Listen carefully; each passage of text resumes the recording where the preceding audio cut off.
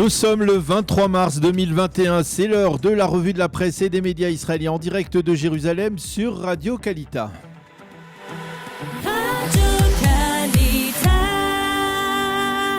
Et oui, nous retrouvons Daniel Haïk à Jérusalem et ce matin, Daniel, sans surprise, les quotidiens israéliens bien sûr consacrent l'intégralité de leurs manchettes et de très nombreuses pages intérieures aux élections législatives, les quatrièmes en un peu plus de 2 ans.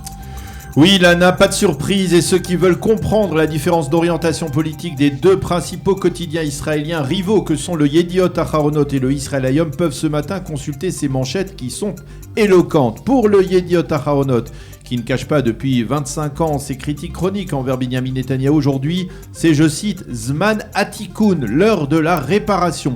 Et le journal donne ce matin la parole à 120 citoyens israéliens qui livrent leurs réflexions sur cette échéance électorale. Le Israel Hayom lui titre Tsav Shmoné. Tsav Shmoné, dans le jargon israélien militaire, c'est un ordre de mobilisation d'urgence comme celui que l'on reçoit lors de déclenchement d'une guerre. Et l'on peut légitimement déduire que le quotidien gratuit pro-Netanyahou appelle ses lecteurs à se mobiliser afin, je cite, de protéger la nation et celui qui est à sa tête sans discontinuer depuis maintenant 12 ans. La manchette du Maariv, elle est peut-être un petit peu plus séduisante. Qui boycotte qui ? Titre le quotidien qui se penche sur les boycotts multiples sur l'échiquier politique, des boycotts qui sont à l'origine de la complexité de l'embroglio actuel. Le Haaretz, lui, paraît moins solennel que ses rivaux et il titre ce matin « On ne sait pas encore qui l'emportera, mais l'on sait déjà que la Knesset aura une forte majorité pour une législation de droite ». Quant à la manchette du Jerusalem Post, elle est simple et percutante. Israël va aux urnes pour la 4e fois en 2 ans.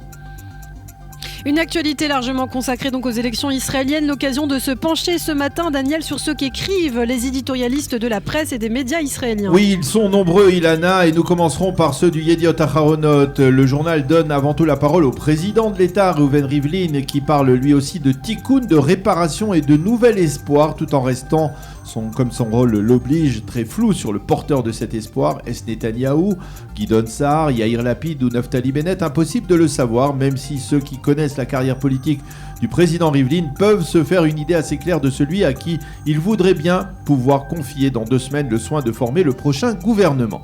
Nahum Barnea, le principal éditorialiste du Yediot Aharonot depuis plusieurs décennies, utilise ce matin une terminologie de circonstance pour exprimer son appréciation de l'état d'esprit qui animera aujourd'hui des millions d'électeurs israéliens.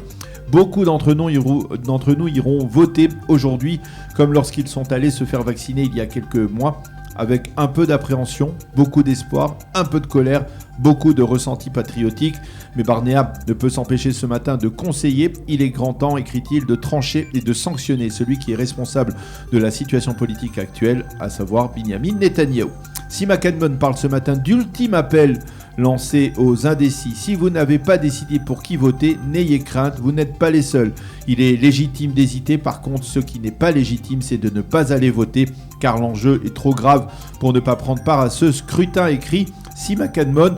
Il faut rappeler que plus d'un tiers des Israéliens sont actuellement dans le camp des indécis. Pour Nadav Eyal, ces élections sont la preuve que la politique israélienne est bien malade. D'ordinaire, le scrutin est une grande fête démocratique en Israël, mais aujourd'hui, ce scrutin renferme un diagnostic grave. La politique israélienne souffre d'une atrophie aiguë qui se résume en une question, Bibi ou pas Bibi? Et le Israel Hayom est aussi très fourni, Daniel. Oui, là aussi on trouve un message du président Rivlin, un message certes différent de celui du Yediot Aharonot, message clair, citoyens israéliens, ne laissez pas de place au désespoir. Aujourd'hui, vous pouvez influer sur le cours de l'histoire, car quelle que soit votre opinion, ce pays qui est le nôtre, le vôtre, et que vous aimez, place son avenir entre vos mains, écrit le président Rivlin. Mathilde Tourfeld, l'un des principaux éditorialistes, écrit que contrairement à ce qu'il est convenu, ces 4e élections ne sont pas seulement autour de Bibi ou pas Bibi, mais elles détermineront l'ensemble de nos valeurs. Chaque parti avec son apport spécifique, avec ses priorités. Et le fait de dire que ces élections sont déterminantes n'est pas un cliché, c'est la réalité. Amnon Lord, lui, insiste sur ce qui est, selon lui, la première conclusion de ces élections. La gauche n'a pas de véritable camp, et la preuve en est, c'est qu'après les élections Benny Gantz l'a compris et a rejoint le gouvernement de Binyamin Netanyahou, donc après la dernière consultation électorale. Même son de cloche pour Eitan Orkibi, la gauche est en passe de percuter l'iceberg politique qui va la faire couler, et pourtant, comme sur le Titanic, elle est dans une forme d'insouciance. Et en faisant de l'antibibisme son principal étendard de combat, la gauche s'est atrophiée et elle ne devrait pas obtenir plus de 11 mandats, affirme donc Eitan Orkibi. Pour Harel Segal, toujours dans le Israël Hayom, la haine envers Netanyahou ne peut masquer la réalité. Et la vérité, c'est que même si Bibi est loin d'être parfait, c'est un stratège politique et un diplomate hors pair d'un très haut niveau. Ce n'est pas d'ailleurs ce que pense Yossi Beilin. Dans son éditorial, l'artisan des accords d'Oslo écrit que le camouflet des Émirats et de la Jordanie il y a 2 semaines, qui a conduit à l'annulation de la visite historique à Abu Dhabi, prouve que Binyamin Netanyahou n'est pas un magicien diplomate. C'est un politicien expérimenté, certes, qui fait tout pour s'accrocher aux rênes du pouvoir.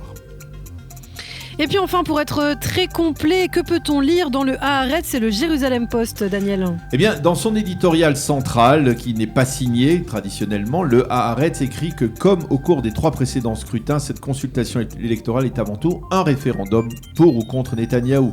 Et il lance un appel d'urgence. Attention, ce soir, à l'issue du décompte des voix, l'État d'Israël peut se retrouver avec un gouvernement de droite et d'extrême droite composé de kahanistes et d'homophobes, écrit donc le Haaretz. Hagar Schiff, dans le Haaretz toujours, mentionne un unique déplacement de Binyamin Netanyahou dans les implantations cette semaine et elle constate que le Premier ministre n'a pas convaincu après avoir posé la première pierre d'un nouveau quartier de la localité de Renana. Pourquoi n'a-t-il pas agi ainsi pendant les 10 dernières années, ont affirmé ses habitants qui hésitent donc pour voter entre Netanyahou, Smotrich et Bennett. Dans le Jérusalem Post, enfin, Herb Kennon ne partage pas l'avis de ceux qui parlent d'élections dramatiques et cruciales pour l'avenir d'Israël. Il constate que c'est la tradition en Israël de considérer chaque scrutin comme crucial, mais là, il ne pense pas que la démocratie israélienne est en danger si l'un ou l'autre des 2 camps l'emporte. C'est la fin de cette revue de la presse et des médias.